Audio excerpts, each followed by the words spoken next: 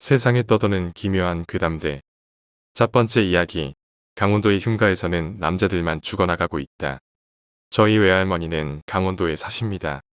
외삼촌이 모시고 사는데 가까운 큰 마을엔 둘째 이모와 이모부가 살고 계십니다. 매년 여름이면 외할머니 댁에 가곤 했었는데요. 그때도 그중 하루쯤 되지 않았을까 싶네요. 우리보다 하루 늦게 오신 셋째 이모와 이모부께서 오시는 길에 못 보던 농가가 하나 생겼다고 지나가는 투로 말씀하셨어요. 집도 3층짜리로 꽤 좋아 보이던데 왜 파는지 궁금하시다고요. 할머니는 셋째 이모 말에 별다른 대답이 없으셨어요. 그냥 호기심을 갖지 말라고 다 이유가 있으니 파는 거라고 하시며 말씀을 아끼셨죠.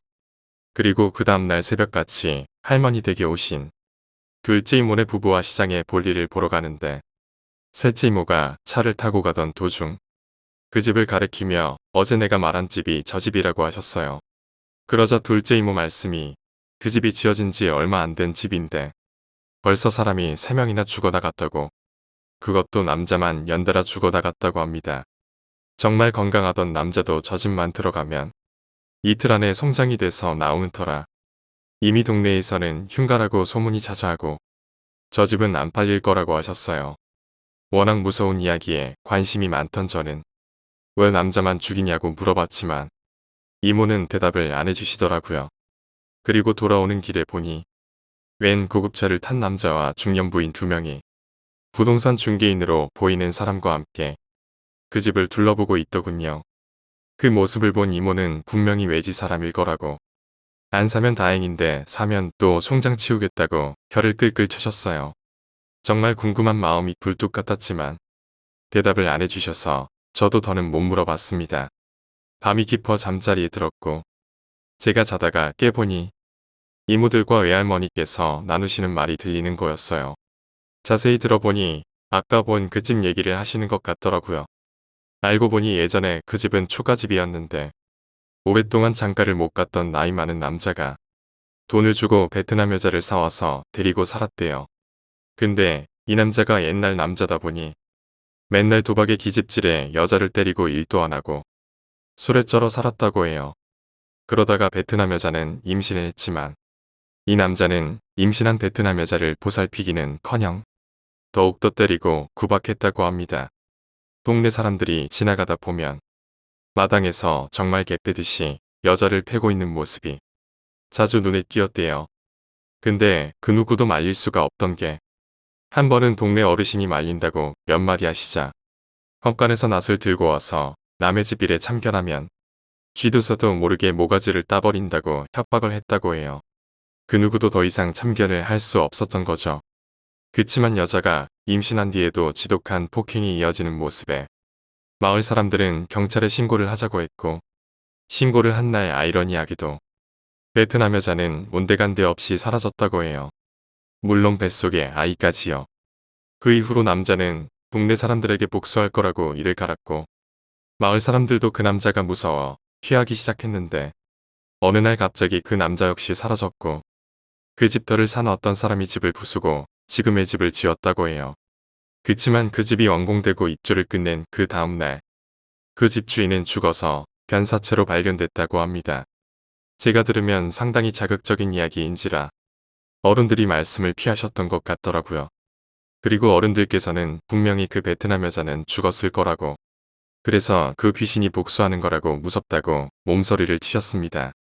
저 역시 그때 그 얘기를 듣는데 갑자기 서늘해지면서 소름이 돋아 이불을 머리끝까지 뒤집어 쓰고 덜덜 떨었던 기억이 나네요. 그런데 지금 다시 생각해보니 그 여자가 정말 불쌍하다고 안 됐다고 생각이 듭니다. 지금은 외갓집에 안 간 지 몇 년이 돼서 그 집이 아직도 있는지는 잘 모르겠어요. 엄마에게 가끔 물어봐도 엄마는 그 길로 안 간다라고 짧게 대답하시고 말더라고요. 시크하시거든요. 두 번째 이야기. 동생의 이상한 경험. 겨울밤 할머니 댁에 모여서 잠을 자던 도중 동생이 갑자기 비명을 지르며 생난리를 쳤습니다. 아닌 밤중에 홍두깨도 아니고 동생의 비명에 놀란 우리가 뭐하는 거냐고 윽박을 지르고 혼을 내자 동생은 눈물 콧물 침까지 흘리며 이불을 발로 걷어차고 난리도 그런 난리를 칠 수가 없더라고요. 결국 옆방에서 주무시던 할머니께서 찬물을 떠서 가져다 주시고 몇십 분을 안아서 다독이신 끝에 동생이 간신히 진정이 됐는데요. 동생의 눈은 여전히 불안에 떨었고 주위를 둘러보는 눈빛이 예사롭지 않았어요.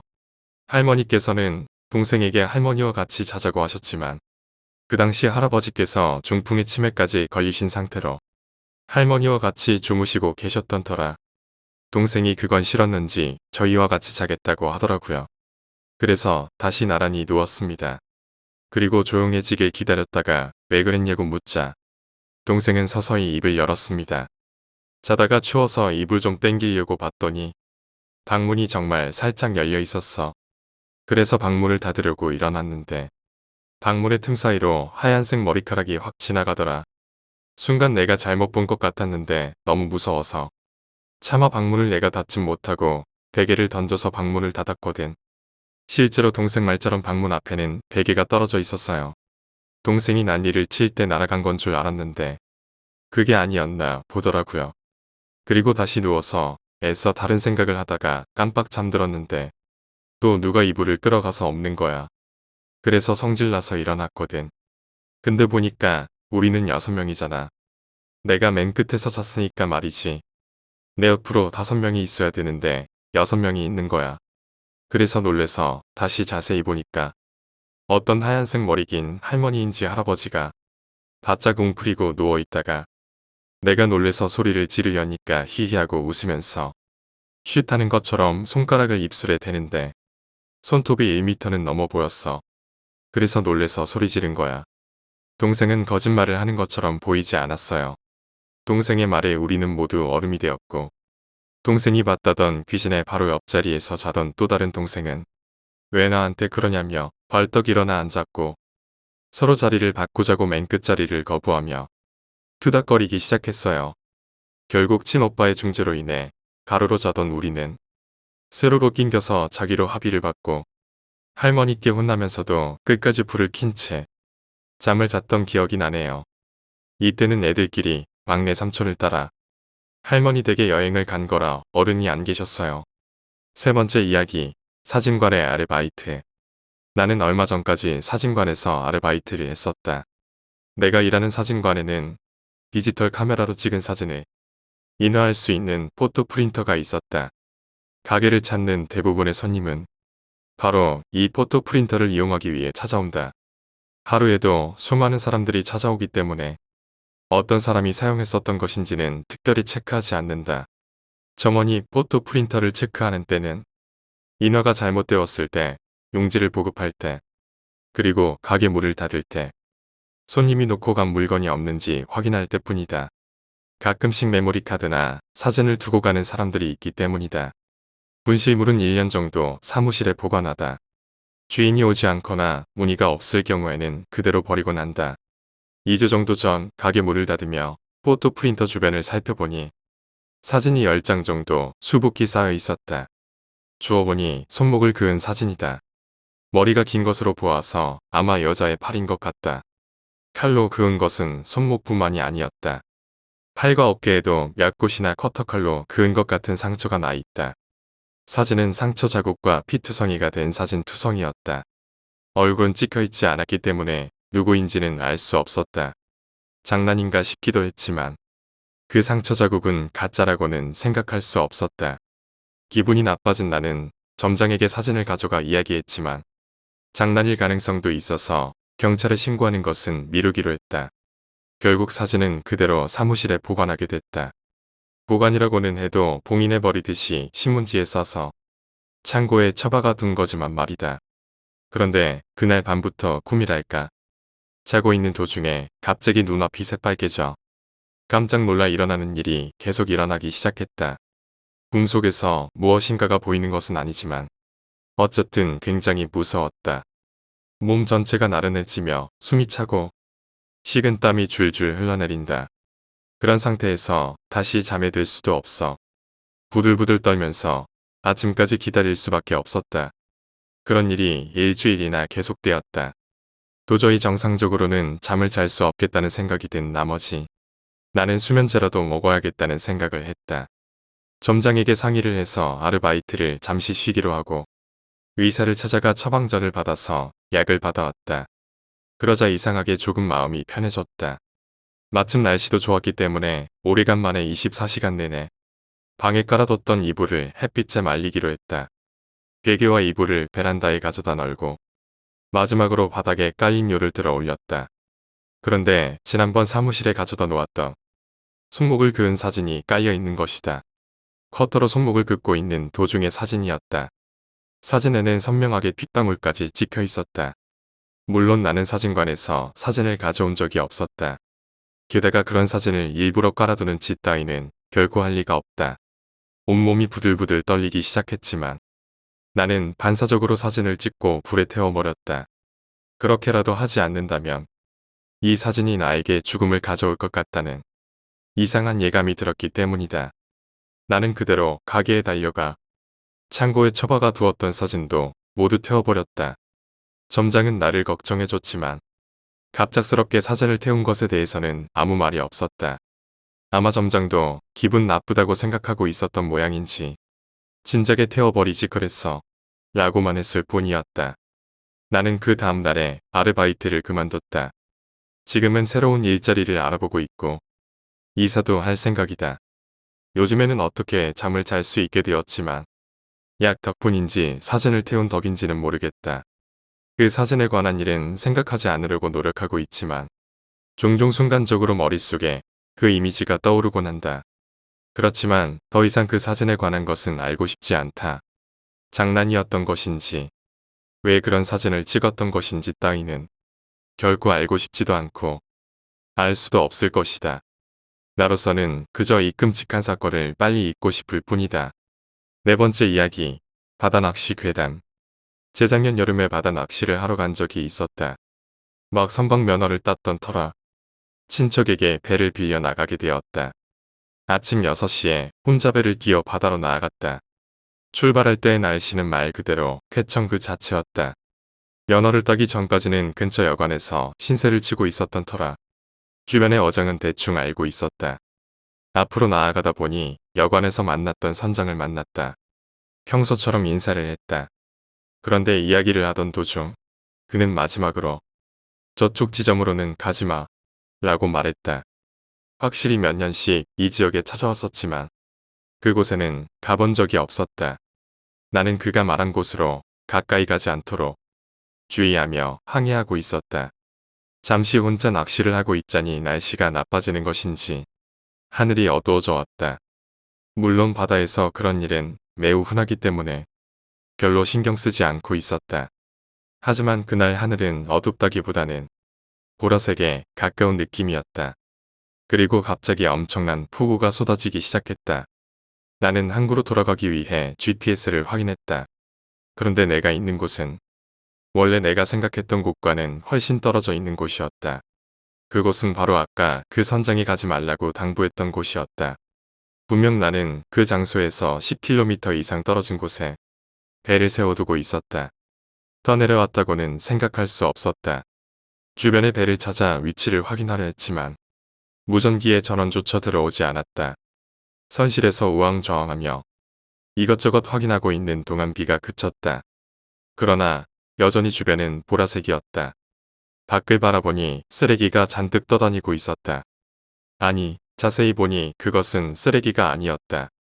사람의 머리통만 수면 위로 떠올라 긴 머리카락이 흔들흔들 떠다니고 있었다. 큰일이다라고 생각한 나는 바로 뱃머리를 돌렸다. 그러자 바로 앞에서 나아가지 못하게 막는 듯 한 여자가 수면에 서 있었다. 그리고 그 순간 전원이 들어오지 않던 무전기에서 소리가 나기 시작했다. 너는 돌아갈 수 없어. 너는 여기서 죽는다. 마치 텔레비전에서 나오는 것 같은 목소리였다. 나는 시동을 걸고 배의 속력을 최대로 올렸다. 겨우 그곳을 빠져나가니 날씨는 다시 맑아졌다. GPS와 무전기도 정상으로 작동했다. 겨우 항구로 돌아온 후 나는 그날 만났던 선장에게 내가 봤던 것을 이야기했다. 역시 너도 봤구나. 나는 물론이고 이 주변의 어부들은 다 한 번씩 겪은 일이야. 그의 말대로라면 그날은 하루 종일 화창했다고 한다. 그 후에는 출항을 하더라도 그런 일은 겪지 않았다. 하지만 지금도 종종 그 여자는 내 꿈속에 나타난다. 내 발목을 붙잡고 바닷속으로 끌어들이려 하는 꿈이다. 그리고 그 꿈을 꾼 다음날 아침에는 언제나 발목에 선명한 보랏빛 손자국이 남아있다. 5번째 이야기, 터널. 내가 실제로 겪은 일입니다.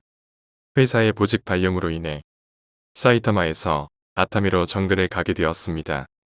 아타미에는 한 번도 가본 적이 없었기 때문에 두근거리며 기대하고 있었습니다. 누가 뭐래도 일본 유수의 온천들이 몰려있는 데다 기숙사비도 무료에 가깝다는 이야기를 들었기 때문입니다. 어쨌거나 아타미에 도착하자마자 바로 지사로 가서 인사를 했습니다.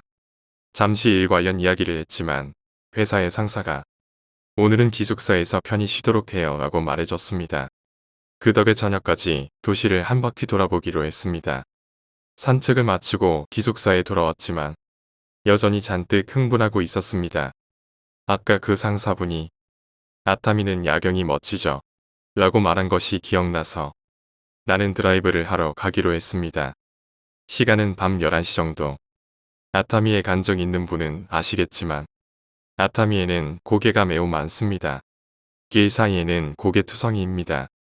그것 때문만은 아니지만 잘 모르는 길인 것까지 겹쳐 결국 나는 길을 잃었습니다. 하지만 그리 멀리 온 것은 아니었기 때문에 대충 돌아갈 수 있을 것이라고 생각했습니다. 그래서 야경을 보며 슬슬 드라이브를 하고 있었습니다. 고개를 내려와 성 같은 곳을 지나친 뒤 다시 조그마한 고개를 넘고 나니 여기가 어딘지 정말 알 수 없게 되어버렸습니다. 당연히 마음은 불안해지는데 마침 카스테레오마저 고장나 버렸습니다. 울상을 지으며 나아가다 보니 30m 정도 되어 보이는 짧은 터널 앞에 오게 되었습니다. 여담이지만 나한테는 영감은 전혀 없습니다. 이때를 빼고는 영적인 체험도 겪은 적이 없습니다. 그렇지만 그 터널에 들어가려던 순간 본능적으로 느껴졌습니다. 들어가면 안 돼. 뭐라고 정확하게 말할 수는 없지만 왠지 그 터널에 들어가면 끝이라는 막연한 불안감이 나를 휩쌌습니다. 그렇지만 그곳을 지나가지 않고서는 되돌아갈 수밖에 없었기 때문에 본능을 무시하고 터널로 들어갔습니다. 터널에 들어가고 한복판쯤 왔을 때 나는 차를 세웠습니다. 차가 자동으로 멈춘 것은 아니었습니다. 터널의 한복판에는 어린아이가 여러 명 있던 것입니다. 돌을 발로 차거나 공기놀이를 하며 놀고 있었습니다. 이때 내리에 멍하게 충격이 왔습니다. 12시가 지나고 있는 한밤중에 터널 한복판에 아이들이 놀고 있는 것입니다. 온몸을 사로잡은 공포에 차마 비명조차 지르지 못했습니다. 마치 심장을 망치로 세게 두드려 맞은 것 같은 기분이었습니다. 몸이 부들부들 흔들리고 이가 딱딱 마주쳤습니다. 그렇지만 여전히 움직일 수는 없었습니다. 그리고 그 순간 아이 중 한 명이 커다랗게 이를 활짝 드러내고 나를 보고 웃었습니다. 그 순간 나는 엄청난 비명을 지르며 차를 고속으로 후진시켰습니다. 차 문이 터널 벽에 긁혀 불꽃이 튀었지만 미친 듯 뒤로 달려 겨우 터널 입구까지 도망쳤습니다. 그리고 그대로 유턴해서 어떻게 기숙사까지 돌아올 수 있었습니다. 다음날 회사에 출근해 그 동네 토박이인 접수센터 직원분께 어제 이야기를 털어놓았습니다. 이런 길을 지나서 터널에 들어갔더니 어린 아이들이 있었다는 이야기를 말입니다. 그러자 그분이 알겠다는 듯 말씀하셨습니다. 그곳이네요. 그 터널을 지나가면 니시키가 오라예요. 나는 니시키가 오르가가 뭐냐고 반문했습니다. 자살 명소예요. 라는 대답이 돌아왔습니다. 만약 내가 그 터널을 그대로 지나갔다면 그대로 돌진해 바다로 떨어졌을지도 모르겠습니다. 자동차 연문은 너덜너덜해졌지만 살아있는 것만으로 감사할 따름입니다. 다른 차가 뒤에 없던 것도 행운이었습니다. 뒤로 30분을 돌아가도록 다른 차는 한 대도 보지 못했습니다. 이게 내가 처음이자 마지막으로 겪었던 무서운 일입니다. 니시키가오라는 시즈오카현 아타미시에 있는 해안선을 의미하는 것으로 절경으로 인해 관광명소로 유명합니다. 하지만 아름다운 경치에도 불구하고 주변이 낭떠러지인 탓에 현재까지 500명 이상의 자살 사건이 보고된 곳이기도 합니다. 그 탓에 현재는 성인 키 정도의 경계 철책이 세워져 있으며 일본에서도 유명한 심령 스폿 중 한 곳으로 손꼽히고 있습니다. 이곳에서 찍은 사진에는 종종 심령 사진이 찍히는 경우가 있다고 하며 오란을 가진 지방령이 여러 붙어 있다고 전해집니다. 6번째 이야기, 동자 귀신. 나와 형이 각각 독립과 결혼을 이유로 분가를 하기 전 우리 가족은 30여 평 남짓의 아파트에 살고 있었다. 아버지와 어머니가 안방을, 그리고 형과 나는 각각 방을 따로 썼는데 어느 날 새벽 형이 자다 깬 걸음으로 내 방 문을 열더니 침대로 기어들어왔다. 각 방을 쓴 지 20년이 넘어가는 동안 처음 있는 일이라 뭔가 꺼림칙하기도 하고 이유가 궁금하기도 해 몇 번을 되물었다. 평소 농담이나 거짓말은커녕 말수도 거의 없고 늘 진지한 성격인 탓에 아무리 형이라지만 거리감을 느끼고 있는 그런 형제 관계였다. 말을 안 할 거면 나가라, 네 방 가서 자라며 짜증을 내는 나에게 귀찮다는 듯이 네 방에서 좀 자자, 내 방에 뭐가 있다 하고 대수롭지 않다는 듯 툭 던지고는 다시 잠들어 버렸다. 섬뜩한 기분이 들어 계속 캐물었지만 형은 나도 몰라라며 바로 코를 골아버렸다. 다음 날 형은 여느 때처럼 아침 일찍 출근을 했고 나는 느지막이 오후 무렵 일어나 엄마와 아침 겸 점심을 먹으며 어제 있었던 얘기를 해주었다. 네 얘기를 가만히 듣던 엄마는 기대와 달리 별로 놀라지 않은 투로 끄덕끄덕 하시며 우리 집에 뭐 있다, 느그 행님도 본 모양이네 라고 말씀을 하시는 게 아닌가. 나만 모르는 우리 집에 비밀이 있었다는 건가. 그것도 인터넷에서나 보던 신박한 초자연적 현상이. 들떠서 물어보는 나에게 엄마는 약간 분위기를 잡고 무릎즈음에 손을 갖다 대시며 한 요만한 동자가 우리 집에 있는 것 같다고 말을 꺼내셨다. 하얗고 장난꾸러기 같다. 해를 안 입히는 거 보면 나쁜 귀신은 아닌 것 같아서 굳이 뭐 다른 거 안 했다. 옛날 사람 특유의 귀신 친화적 발언에 나는 어이가 없기도 하고 약간 떨리기도 했는데 순간 머릿속에서 번뜩하고 떠오르는 게 있었다. 이 집으로 이사 오기 전 내가 22살 무렵 살던 16평짜리 아파트에서 있었던 일이다. 아버지가 갈매기 아빠였던 탓에 자주 집이 비었던 우리 집은 자연스럽게 친구들의 아지트가 되는 일이 찾았는데 그날도 그랬다. 나와 친구 A와 B는 여느 때처럼 잡담이나 하며 소파에 앉아 TV를 보고 있었는데 애인과 통화를 하던 친구 A가 갑자기 수화기를 손으로 가리더니 너희 집에 우리 말고 또 있어? 라고 소리 죽여 물었다.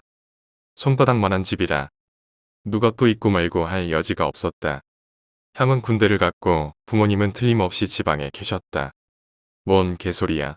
나는 이놈이 또 무슨 장난이라도 치려는 건가 싶어 TV에 눈을 고정한 채로 흘려 넘겼지만 또 다른 친구 B가 약간 겁에 질린 얼굴로 나도 봤어. 니네 집 애완 동물 같은 거 안 키우잖아. 라며 A와 마찬가지로 소리를 죽였다. 두 놈이 한꺼번에 이상한 소리를 해대니 나도 덜컥 겁이 났다. 오히려 집주인인 내가 되물으니 친구들의 긴장감 때문에 침묵이 싸늘하게 흘렀다. 친구 A는 방금 전에 화장실에서 뭐가 나와서 작은 방으로 들어갔어. 하얗고 요만한 거라며 무릎께 손을 갖다 댔다. B도 맞다면서 동조한다. 우리 셋은 그 하얗고 작은 것의 존재를 확인하기 위해 셋이 스크럼을 짜고 어깨동무를 한 채 작은 방으로 향했다. 뭐가 들어왔다는데 문은 굳게 닫힌 채였다. 작은 집이라 구석진 곳에는 거실의 조명이 제대로 미치지를 않아 어두컴컴한 것이 무서웠다. 문을 열려다 물러선 것이 몇 차례. 친구들과 나는 문 열기를 포기하고 이 무서운 공간에서 그냥 도망을 치기로 결정한다. 밖으로 나와 한참을 놀다가 집으로 돌아가려는데 우리 집 무섭다면서 귀신 나오는 집이라고 놀리더니 각자 지네 집으로 돌아간다는 거였다. 이놈들 성격상 아무리 졸라도 같이 가줄 놈들이 아니었다. 나는 술도 좀 먹었겠다. 불을 딱 켜고 음악 틀고 자면 뭔 일이야 있겠냐 싶어. 나 귀신한테 죽으면 니네를 제일 먼저 찾아간다 하고는 혼자 용감히 집으로 갔던 것이다. 그 다음은 다른 귀신 얘기와는 다르게 아무 일도 없었다. 갑자기 이야기가 생각난 것은 그때 친구 A가 설명했던 그 무언가의 존재가 지금 엄마가 말하는 것과 너무도 비슷하다는 이유에서였다.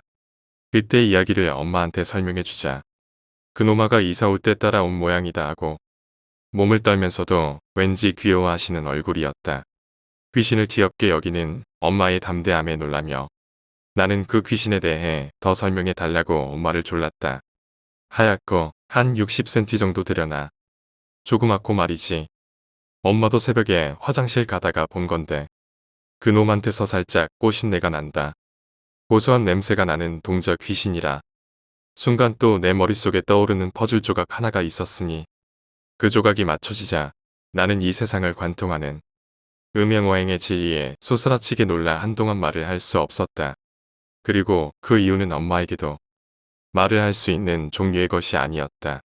이야기는 앞에 친구들과 귀신을 목격하기 약 2년 전인 갓 20살이 되던 해로 돌아간다. 여전히 집은 비어 있었고 수능이 끝난 지 얼마 지나지도 않아 잘 마시지도 못하는 술을 친구 씨 그리고 씨와 썸을 타고 있었던 고교 시절 청소년 대명사와 함께 마시고 있었던 것이다. 친구 씨는 당시 CF 모델로 데뷔하자마자 모 회사의 메인 모델로 발탁이 될 정도의 외모를 자랑하던 놈이었다.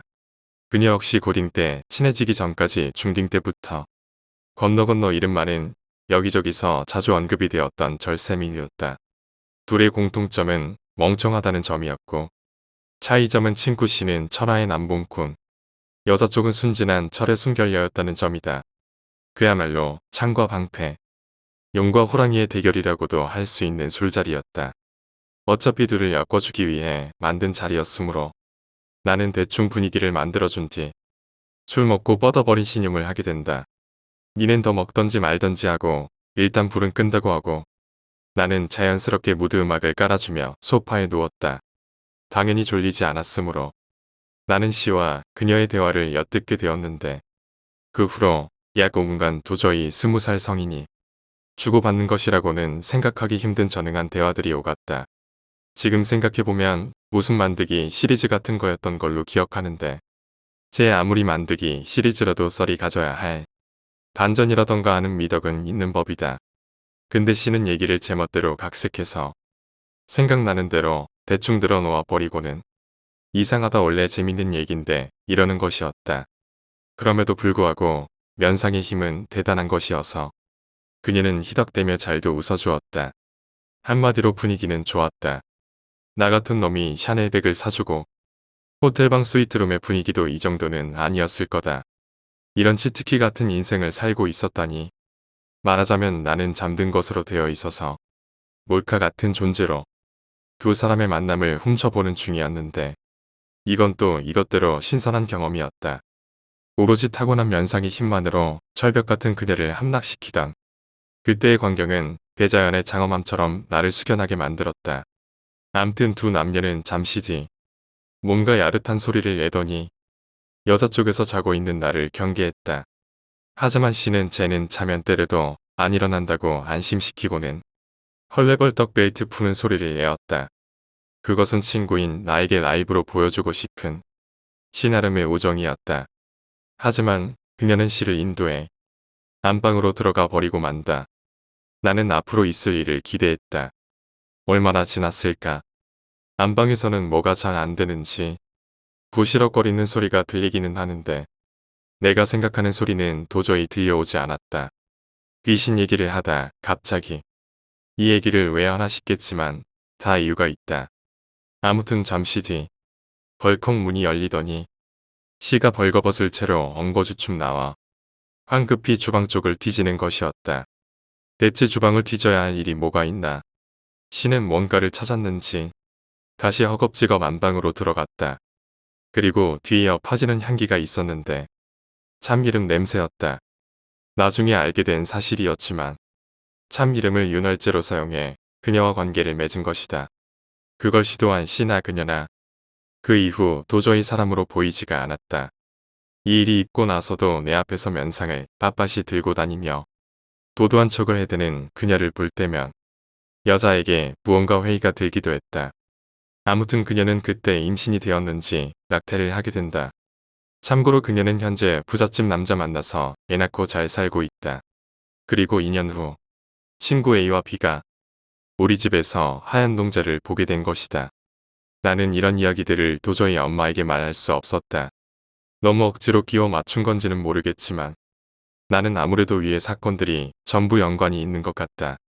요약하자면 우리 집에 자그마한 아이 크기의 귀신이 있다고 한다. 특징은 고소한 냄새를 풍긴다. 친구들과 형, 그리고 엄마가 목격했다. 나는 대충 정체를 알 것 같은데 어디 가서 말할 수 없다. 7번째 이야기, 한기. 전 살면서 시각으로 귀신을 한 번도 본 적이 없습니다. 다만 소리가 나거나 냄새가 나죠. 소리는 주로 비명소리가 들려오고 냄새는 주로 향냄새가 납니다. 처음으로 향냄새를 맡았던 사건은 시간을 거슬러 올라가 고3 시절 2007년도 여름으로 올라갑니다. 고2까지 지지리도 안 하던 공부를 고3 때 몰아서 불태우려니 이 시기엔 매일 야자실과 독서실 외에 가본 곳이 별로 없었더랬죠. 2007년도의 그 여름도 무척 더웠습니다. 그치만 여름의 무더위 속에서도 등골을 타고 오르는 오싹한 한기가 느껴질 수 있다는 걸 처음 알았네요. 그날은 일요일이었습니다. 한여름의 정점에 다다른 피서철 성수기의 일요일. 그날 오전 11시쯤 아침을 먹고 집에선 공부가 안 된다는 걸 알고 있으니 옷을 챙겨 입고 학교로 향해 봅니다. 집 앞을 나와보니 아스팔트가 있다 못해 아지랑이가 피어오르고 있더군요. 100m 전방을 내다보면 아지랑이 때문에 시야가 흐려지는 걸 느낄 만큼이었답니다. 근데 뭐랄까, 그런 불타는 아스팔트 한가운데 서 있는데 등줄기엔 한기가 흐르는 것만 같았습니다. 시즌이 시즌이다 보니 주변엔 지나가는 사람 하나 없고 집 앞에 있던 슈퍼마켓도 휴가라며 문을 닫아놨더군요. 저 멀리 도로에선 자동차 지나가는 소리가 났지만 평소랑 비교하면 10분의 1도 안 되는 통행량인 듯 느껴졌습니다. 세상에 꼭 나 혼자 남겨진 기분이랄까요. 발바닥과 머리통은 찌는 듯 익어가며 땀을 흘리는데 등줄기엔 식은땀이 흐르는 듯 오싹했습니다. 그렇게 학교로 가서 야자실에 들어가니 시원하더군요. 하지만 사람이 없는지 에어컨은 안 틀어져 있었습니다. 에어컨을 안 튼 것 치곤 굉장히 시원하다고 혼자 기뻐하며 자리에 앉았습니다. 사람이 없나 두리번거리며 입구에서 거리가 상당히 먼 곳에 위치한 제 자리로 왔는데 1학년 구역의 구석 자리에 여자애가 한 명 있는 듯 했습니다. 제 자리는 3학년 구역이고요. 3학년들도 나밖에 안 왔는데 부지런한 1학년생이군. 이런 생각을 하며 자리에 앉아 공부를 시작하는데 집중이 잘 안 되더군요. 날씨도 너무 더워서 몸도 처지고 남들은 다 놀러 갔는지 야자실에도 나랑 1학년생 한 명밖에 없으니 제가 이런저런 잡생각을 하며 멍 때리고 책도 보고 했는데 어떻게 아까 구석에 있던 여학생 머리통으로 추정되는 까만 물체는 미동조차 없고 아무런 소리도 내지 않고 그대로 멈춰 있더군요. 1시간 정도 앉아 있었는데 저는 의자도 삐걱대고 책장을 바스락거리며 넘겨대고 기지개도 펴고 마른 기침도 하고 그랬는데 저쪽에 있던 아이는 연필 굴러가는 소리 하나 안 나고 머리통도 미동조차 안 하는 상태로 굳어있듯이 보였습니다. 야자실이 넓지만 방음도 잘 안 되고 소리가 전달이 잘 돼서 앵간한 소리는 날 법도 한데 어쩜 저리 돌부처 마냥 공부를 할 수가 있지. 약간 오싹하긴 했지만 대낮에 익숙한 학교니 별 생각 없이 잊어버렸습니다. 1시간 정도 더 공부했을까요? 점심도 먹고 싶어졌고 집중도 잘 안 돼서 집 앞에 독서실로 옮기고자 주섬주섬 짐을 챙겨 나왔습니다. 나오면서 또 한번 둘러봤는데 여전히 구석에 있던 미동조차 없는 여자아이 한 명만 있더군요. 슬쩍 그 아이의 책상을 봤습니다. 놀랍게도 책상 위엔 아무것도 올려져 있지 않았네요. 아무것도 없이 깨끗한 책상 그대로였습니다. 손은 차렷자세로 늘어뜨린 채 눈을 감고 있는 건지 벽만 보는 건지 미동조차 않고 앞을 바라보고 있더군요. 순간 얼음이 돼서 잠깐 쳐다봤는데 왠지 공포영화처럼 고개가 90도로 확 꺾이면서 나를 쳐다볼 것 같은 공포가 엄습해서 얼른 문 닫고 나와버렸습니다. 주말이나 공휴일 야자실은 이용시에 방명록 같은 공책에 이름을 적게 돼 있었는데 나올 때도 보니 제 이름만 맨 윗줄에 있었고 다른 사람의 이름은 없었습니다. 무서운 생각만 나고 서둘러 밖에 나왔습니다. 독서실로 걸어가면서도 여전히 길가의 사람은 거의 보이질 않고 정오의 강렬한 태양빛에 아지랭이만 더욱 뜨겁게 불타오르고 있었습니다. 독서실에 가방을 놓고 밥 먹으러 나오려 했는데 시원한 에어컨 바람이 느껴지자 몸이 풀려서 잠이 쏟아지더군요. 들어갈 때 독서실 총무가 한마디 합니다. 너 휴가 안 갔냐? 오늘 너 빼고 2명인가 밖에 안 와서. 엔간하면 빨리 들여보내고 문 일찍 닫을랬지. 너도 이런 날은 적당히 공부하고 좀 쉬어라.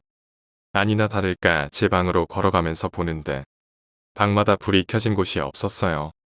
게다가 물어보니 왔다고 한 2명도 제 방이 있는 라인이 아니라 반대쪽에 있는 방이었고 두 녀석이 친구라 같은 방을 쓰니 제가 있는 라인은 저 빼고 비어있는 거나 다름없었습니다.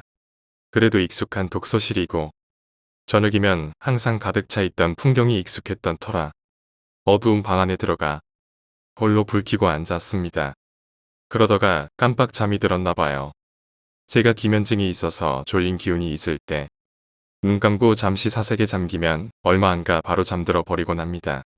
꿈을 꿨습니다. 제가 아주 넓고 황량한 공터에 혼자 서 있더군요. 하늘 위엔 구름 한 점 없고 정오의 태양만 이글이글 타오르고 있었고 사방엔 지평선이 펼쳐져 땅을 익혀버릴 듯이 아지랭이만 모락모락 피어오르더군요.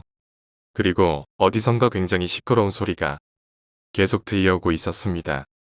자세히 들어보니 꽹과리 같은 사물놀이 소리가 마구 울려 퍼지더군요. 근데 익히 알던 가락 같지도 않았고 흥겹긴커녕 불쾌하고 오싹했습니다. 주변을 더 살피자 멀리서 희끄무레한 무언가들이 미친 듯이 몸을 비틀며 파닥대고 있더군요. 그치만 일정한 박자나 패턴이 있는 걸로 보아 춤인가 싶었습니다. 그러다 그 꿈을 대던 물체 중 한 개가 제 쪽으로 다가오는 것 같더니만 코끝에 굉장히 강렬한 향냄새가 오르더니 꿈에서 깼습니다. 에어컨이 무지막지하게 틀어져 있는 데다 땀을 잔뜩 흘린 몸에 탈진하다시피 고나 떨어졌다 보니 온몸이 얼어붙듯이 엄청 추웠습니다. 가장 먼저 느껴진 건 지금 이 엄청난 한기와 꿈인 줄 알았던 향냄새가 방 안에서도 난다는 거. 얼른 자리에서 일어나려 했는데 가위에 눌렸더군요. 눈은 떠지길래 떠보니 칸막이에 기대고 있었는데 어느샌가 엎드려서 자는 자세로 바꿨더라고요. 그리고 분명히 불을 켜놓고 잠들었는데 제 자리에 불이 꺼져 있었습니다. 얼른 몸아 움직여라. 이라면서 손끝에 귀를 모으고 있었는데 뒤에서 인기척이 납니다. 마룻바닥에 젖은 발로 다니면 나는 소리 같은 게 나더군요. 근데 물이 흥건하게 젖었는지 찰박보단 철벅에 가깝고 철벅이라 하기엔 마른 소리가 함께 나는 그런 거였죠. 물속에서 지금 막 걸어나온 사람의 발에서 날법한 소리로 걸어다니고 있더군요. 차츰 소리가 2개로 갈라지는 듯 하더니 발소리가 제 뒤에서 멈춥니다. 그리곤 대화를 시작하더군요. 요즘 공부 너무 안 되지 않냐? 말도 마. 놀러 가고 싶어. 이런 식으로 이야기를 하는데 제가 가위에 눌린 것도 있고 듣고 있다가 이 사람들은 상식도 없나. 독서실에서 하라는 공부는 안 하고 이렇게 대놓고 떠들고 있어. 아무리 오늘 사람이 없고 내가 뻗어서 자고 있어도 그렇지. 이런 생각이 들었습니다. 그 순간 제 뒤에 꽂히는 대사가 들려오더군요. 근데 얘 안 자는 것 같지 않냐? 자는 척인가?